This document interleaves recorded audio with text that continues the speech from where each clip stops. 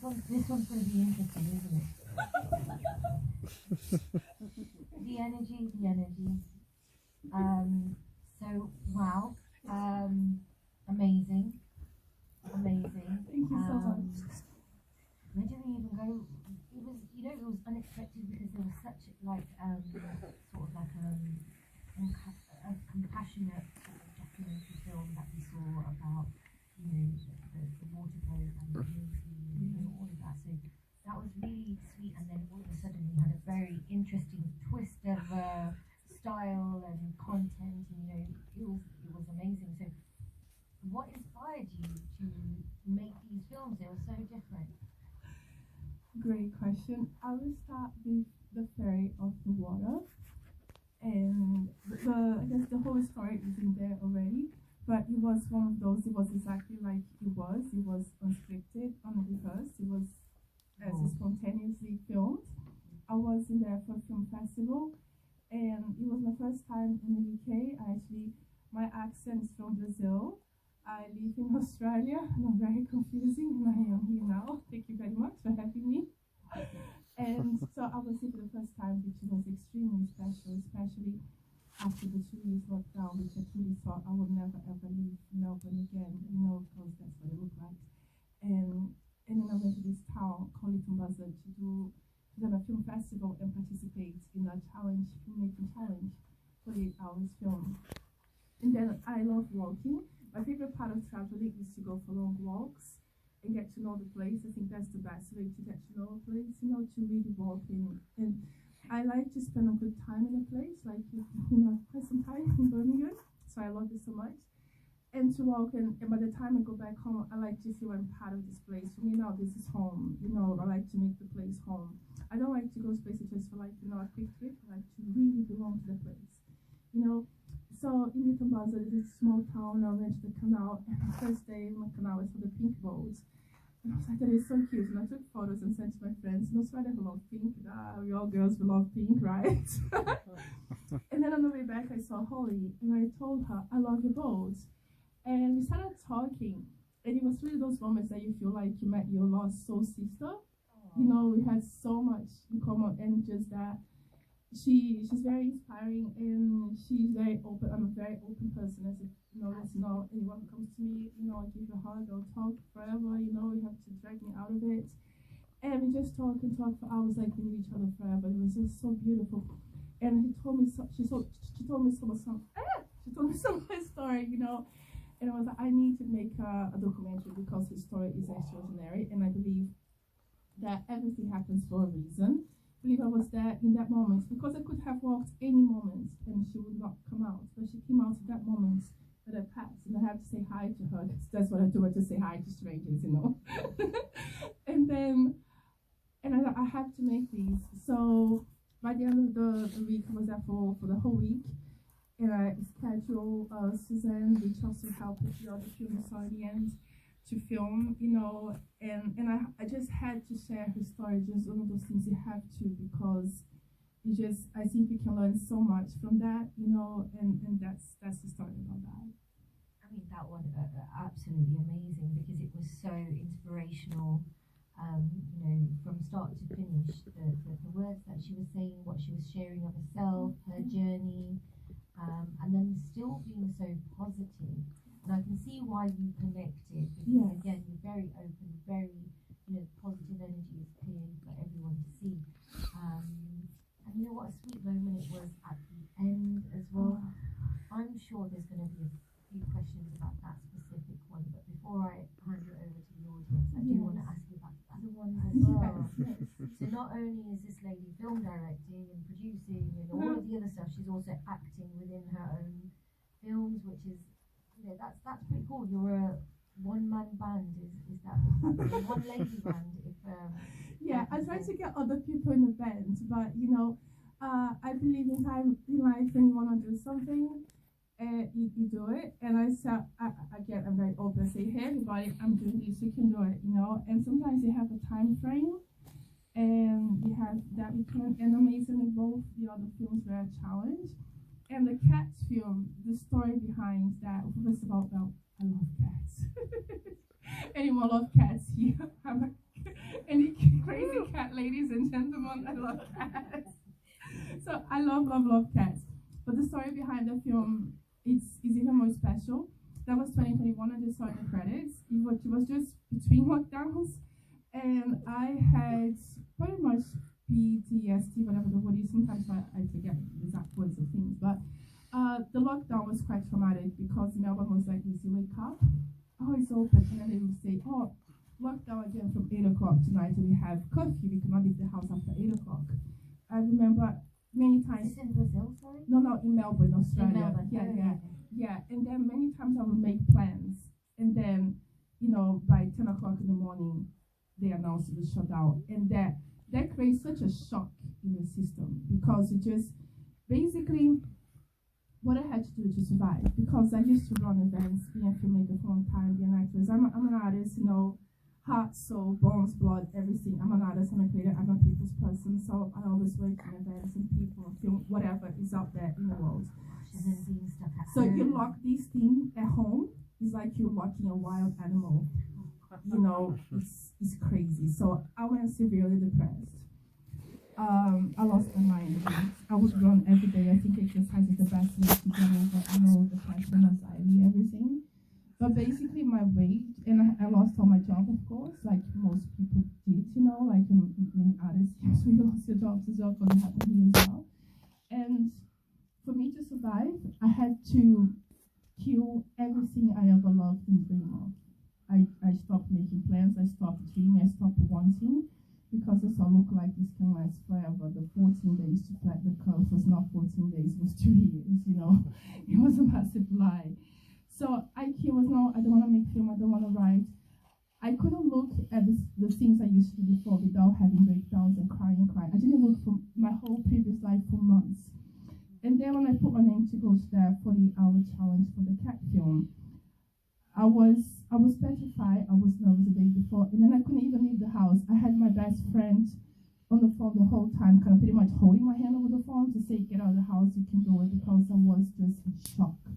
Like, I was petrified of actually enjoying something. I was like, no, you cannot enjoy life anymore because they might shut down the whole country again in the next 5 minutes, Don't make plans, don't be happy, just be content of being alive, because I think everybody deal with that different ways, and that's how I dealt. But I know a lot of people I had a lot of suicides, unfortunately, which unfortunately didn't make the news as it should. But I think the people that actually die at home, actually the elderly is the one that I felt the most, because I think to not be able to see your loved ones, for me, I would, and what happened, the human mind is so powerful. If you will yourself to death, you can actually die just like that. So if you're 80, 90 years old, and all you have in your life is just your loved ones, and you can't do it, you say, why do I want to live? I'm just going to die. And you die because they have nothing else to live for. So that's what made me more angry, to see all the elderly people that couldn't see anyone die. But I bet they die of loneliness, because I was dying on the inside, and I was not 90 years old, So imagine. It's a very, very difficult time in the world, I think. But then I've made it to that, and I can go on about my anger to that whole thing forever, but I'll stop there.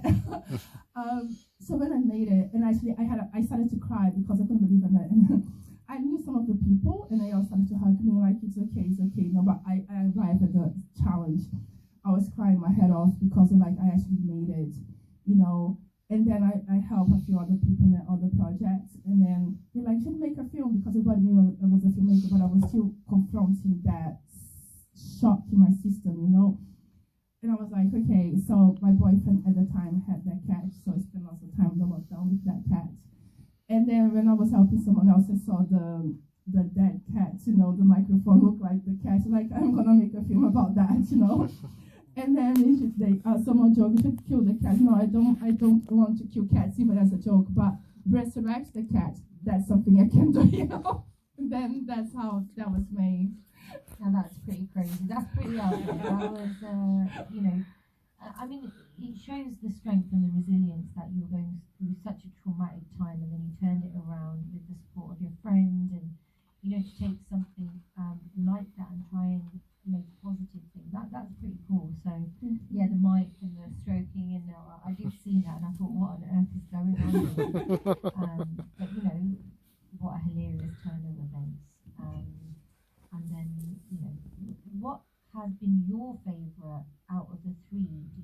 think? It's very hard to choose a favorite children, like Carl said, you can't. But I think the one closest to my heart, it is The Fairy of the Water, just because I'm absolutely obsessed with inspiring stories, and I think I became even more obsessed since 2020. 2020, I think we all changed in different ways, and whoever made it through and still, pursue life as an artist, I think for me, I became much stronger because I went to the bottom, and I've been to the bottom before that many times. And it even helped me to make peace with the whole fucking shit that happened in my life since childhood. And I thought all of that happened to make me strong so I could actually survive through this, And I think Fairy of the Water, because it's such a powerful story of resilience, of survival. And I love the story of resurrection in life overall. And for her, it was a bit of resurrection because she went to the bottom, she became homeless, and then she came back. And she loved that. And to say, I will not go back to her house. She loved it. She loves it. And I think that's my favorite because there's so many layers that we can all learn something from that story. And I'm passionate about stories, that you can really learn something from it and get inspired. So I think that one, yeah. Absolutely. No, absolutely, a very beautiful one. And then just the humour in the other two, I think it's fun to have fun with. Yeah, fun is awesome. It's good to laugh, right? Absolutely. And then the twist at the end, and that was crazy. Yeah, I love that because it's a classic life as an artist. Again, we are artists, we all have some daytime job that we might not absolutely love it. And it's like her character see him as this glorious artist, and then find out that he just in a struggle, just like all of us, Amazing. So it's like what we all do, really. Yeah. So I love that part. Yeah. Brilliant. So if we hand it out to the audience, are there any questions for our amazing filmmaker? Yes. Shall we go with Carl first? Yeah, I really enjoyed all three, especially the first film. How long have you spent? Well, how much time did you have with? I forgot her name. Sorry. Oh, Holly. Holly. How much time had you spent with Holly before you were filming? And what was that kind of relationship like? You seem really close. Thank you. That's a great question, especially coming from another documentary filmmaker. And you have much more experience in documentary. That was my first time ever making a documentary. So I did have help from Susanna, which is she's a journalist and stuff, so she helped. But I knew her for 1 week. But as mentioned, when we met, like those other first sights, like sisterhood at first sight, moment of brotherhood, like that you really feel like you met someone, and it's just whatever you believe is spiritual, whatever, but it's like that person from other lives, whatever. It's just that connection that we felt like we knew each other forever. It's like we knew each other so well from that moment. And again, because I love going for my morning walk, so I was going to the canal walks all the time, so I got to see her a couple of other times before we filmed. And that was just the day before I left because I didn't have Freya over there. And I scheduled Susanna, who is a mother of 3 children, so it's pretty hard for her to make time, but we got to schedule. And Holly, she has a son as well, so it's pretty easy. She's got a dog as well. But I got to schedule that, and we had to film pretty quick. That's why everything was one take, and some parts, apologies for the sound. There is a sound of someone doing the grass in the backyard and the dogs and the boats, but it was like we had no 2 shots. It was bang, bang, bang. We had maximum 1 hour to film that. Probably half an hour even, like really in a rush. So, but yeah, we knew each other for a week, but it felt like forever. Yeah. I think inspiring, really. It goes back to how can someone come into this type of thing, and you've literally just flown through it and made it look easy almost. But it's not, of course, it's not as glamorous as it looks. Acting in film, and there's a lot of editing behind it and how you want to pitch the thing. So, would you have any advice for anybody here wanting to do something like that? Yeah, absolutely. I'm very passionate about inspiring people, and again, I always look at inspiration everywhere I look, and I like to give back. I think, as she mentioned, the fact that to say hello to someone, I think that's the first step. My way in life, and actually I had one of my best friends tell me that a long time ago. I didn't really realize. She said, "You're so open. It's so weird." I'm step number one, and just realize we are all people. We all made of the same stuff, you know, exactly the same stuff, you know, blood, bones, skin, whatever. We are exactly the same. So just not being intimidated, just say hello to someone. That's the first step. You know, you feel that impulse, I think you follow. I think life is so precious. You should never ever waste a minute or an opportunity to say hello to a stranger, because you never know, that could be the beginning of a wonderful friendship, you know. And I think you become even more aware when you're traveling, because when you have such a limited time in that place. But besides, not because I'm not here forever, I have always been like that in my life, always really open and talk to people. So that's step number one. And I think when you have an idea and you say, hey, I feel strong about this idea, just do it. You know, and it's not easy, you know, and you have to make phone calls, you have to, you know, say, hey, can you help with this, you know, and just, and people are busy, you all have bills to pay, you know, and you all have work, so sometimes you can match the schedule of everybody, and sometimes there'll be like 20 people that say, call me when you need help, and you call them, they're busy, because it's life, you know, and bills sucks, we all have them to pay, we all have to work. So say if you thought of 20 people, we can only get you know what, do it. And if you have to do the job of 10 people, do it. My thing in life is like, if you have to do it, get down and dirty, get in the mud, roll, whatever. Just do it. You know, you have to learn to edit, do it. You have to learn how to, whatever. I at one point even learned how to make music, not for these, actually the third film, the actor, he's an amazing composer, so he actually had music, the other one students. So he's a composer for that. But at some point, you can learn how to compose music for film, you know. So if you want to do something, don't let the obstacles stop you, because in life there's always the obstacles. It just happens, you know. So just do it. Just, I think, follow your heart, and especially if there is a story you're really passionate, like with Holly. I was so passionate to do that. I said, I don't have much time in this town. I have to leave. And you know, there is one person, Crew, that promised I can help. She's very busy. She said, I can give you 1 hour. Thank you very much. I'll take the hour. I'm gonna make the most of it we're doing. You know, so do it. You know, solve the problems. Think fast. Just do it, and be open. Talk to people.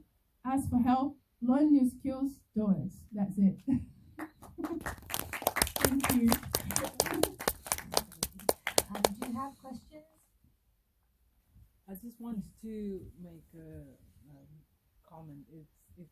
It's absolutely lovely to see that the first film was so deep, and it was very emotional, and it had so many serious, deep, inspiring issues that it was dealing with. Mm-hmm. And then the next two was funny and satirical, and I quite relate to the style of your making, because I think that humor is the best way to deal with most of the stuff, and when especially you have gone through really, really dark parts in life, that's when you come out of it, I think you can make fun or out of little things in life, out of yourself as well, and you can go through it. So it was quite nice to see that. Are you gonna carry on with that kind of style, or are you open to it, or have you found that niche or that style of yours? Would you want to continue that? Thank you so much. Thank you. That's a great question, and thank you so much. You know, I'm so glad that you enjoy, because as filmmaker, you know, we really hope that's the main thing we want the audience to enjoy. So I'm really glad that you all enjoy, you know. And about styles, and I love how also Carl said he's a screenwriter and then end up doing documentaries. I love the idea that there's a story and then you say, and of course the challenge was about you make something, you make a film with what you have. For any filmmakers in the room, if you haven't read, I recommend reading Rebel Without a Crew from Robert Rodriguez. That book inspired me a lot, because he teaches you to look what you have. Say you have 2 people, you have a boat, you have a bathtub, whatever. Make a story using that, so it's actually possible. Don't make a story with a helicopter that you don't have, you know. So make your life easier. So tell a story with elements that you have. So that's how I always, since reading the book, you know, you open my life to just do. My mind is a curse and a blessing because I have always so many ideas because again being open and observing life and always kind of breaking down everything in the world, so many ideas. So I've never been a fan of putting myself in a box or even a style or anything. And even nationality, I like to call myself international. I was born in a place, I live in the other. I'm from planet Earth, so I don't like the idea of putting anything in a box. And with genre, I've made horror films, made comedy and documentary for the first time. So, and I have a lot of stories coming up. I think especially after 2020, I became much more passionate about telling stories that stimulate thinking more. For example, my next short film, which I have a full script, is a couple fighting over a subject I'm very passionate about, using self-checkouts because I refuse to use them. I always go to the staff person and I tell them I don't touch machines. I'm allergic to it. and I always just like to make a laugh. And actually, every time I go to a staff person, I say, tell your manager, thank you for having me here, because it's very important to keep jobs. So I'm very passionate about that, so don't touch your machines. And they say, oh, they really get other jobs like bullshit, And because I talk to everybody, I talk to the people that serve, and I ask what's going on. They say, no, a lot of jobs are gone. There's only one person or something like that. So I said, that's why if I have to wait half an hour to, use the staff one, I'll do it. So I wrote a movie about that subject, the couple, because they're different. Even the boyfriend, which is now ex, for the cats, we had all these discussions. I don't want to be the ex-boyfriend.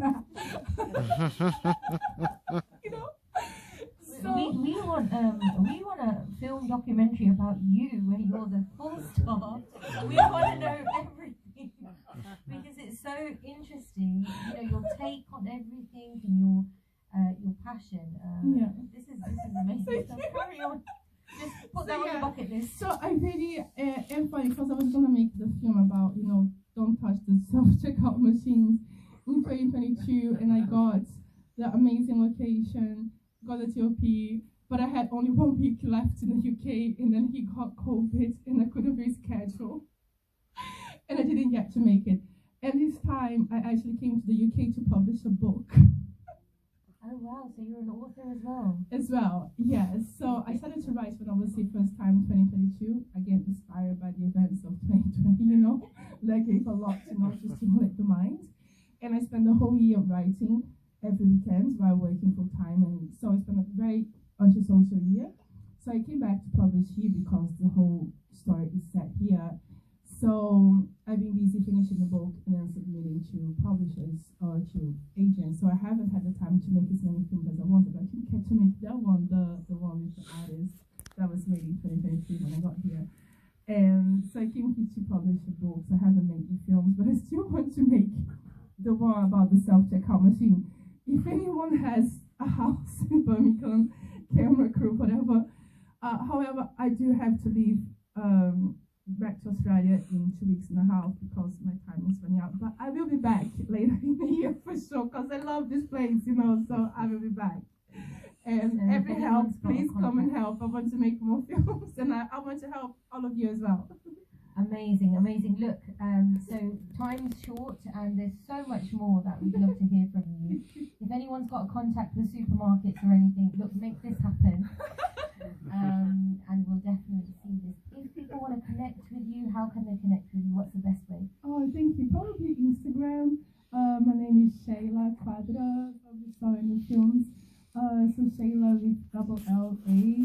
I followed them and I tagged them in 500 photos. So probably because of my tag photos, you see me there. So you can find me there. So Instagram is the best way these days. Yeah. Okay, so I think the biggest thing I take from tonight has to be that the filmmakers themselves have such amazing stories and the adversities that they face and the difficulties, but then pulling out such an amazing story like Fairy on the Water or a Jetty and the Rob story. I I think it is really inspirational. And to be honest with you, I thought to myself tonight, do I want to come? Can I come? I've got my own stuff troubling me, and you know, I'm so glad I came because I really, really enjoyed it. And I think film has a massive place in, you know, connecting. And I think that's also a theme that, you know, bringing these inspirational stories and how we're actually more similar than we realise. I think it's great. This stuff is great. Absolutely. So a round of applause for Shailla and thank you so much. It's been absolutely amazing. Thank you to everyone who's come tonight as well. It's been awesome. A massive shout out to Omar, of course, and Gage for his amazing co-hosting. So I'll bring you back on stage and I'll let you go back. Just last words. Thank you so much, you guys, Omar and everybody from Gage, you know, for having, you know, chosen me to be here.